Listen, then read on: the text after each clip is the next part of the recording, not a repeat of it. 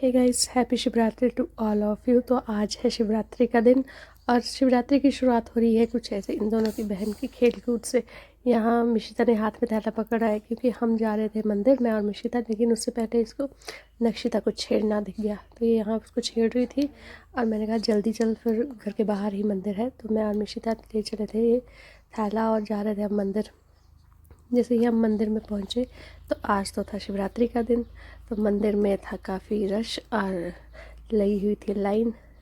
वैसे ही हमारे गांव का ही मंदिर है, घर के बाहर ही है, तो यहाँ काफ़ी लोग थे, काफ़ी चले गए थे पूजा करके। मैं तो वैसे भी 9 बजे ही गई थी, तब तक काफ़ी सारे लोग पूजा करके जा चुके थे। और यहाँ मैं और मिशिता बैठे हुए हैं अपनी टर्न का वेट करने। तो यहाँ अंदर बाबा बालकनाथ जी का मंदिर और बाहर ही शिव जी का मंदिर। तो हमारी बारी आ गई, यहाँ मैं लगी पूजा करने। मैंने सबसे पहले शिव जी को जल चढ़ाया।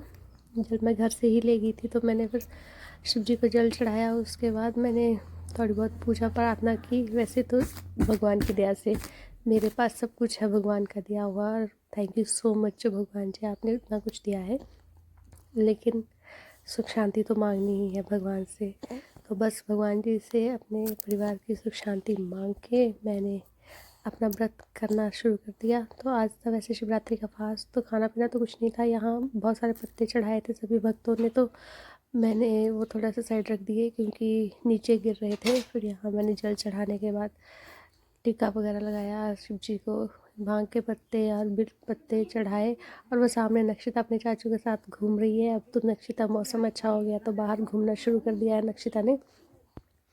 और उसके बाद मैंने धूप और जोत वगैरह लगाई और फिर हो गई मेरी पूजा कंप्लीट।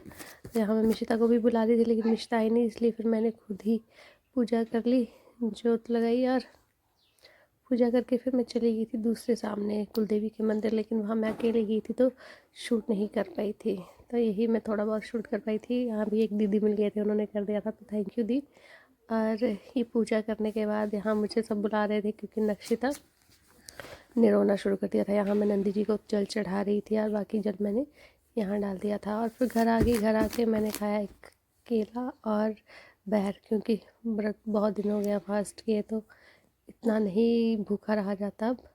और यहाँ फिर थोड़ा सा मैंने अपनी शक्ल दिखा दी आप लोगों को। उसके बाद दोपहर के बाद धूप सेकने के बाद हम चल दिए सामने मंदिर के बाहर, क्योंकि शिवरात्रि के दिन हमारे यहाँ ऐसा होता है कि सब गांव वाले मिलके एक ही जगह पे फलाहार बनाते हैं, खाते हैं। तो यहाँ गाजर का हलवा, कद्दू का हलवा, आलू वगैरह सब यहीं बनता है सब गांव वालों के लिए।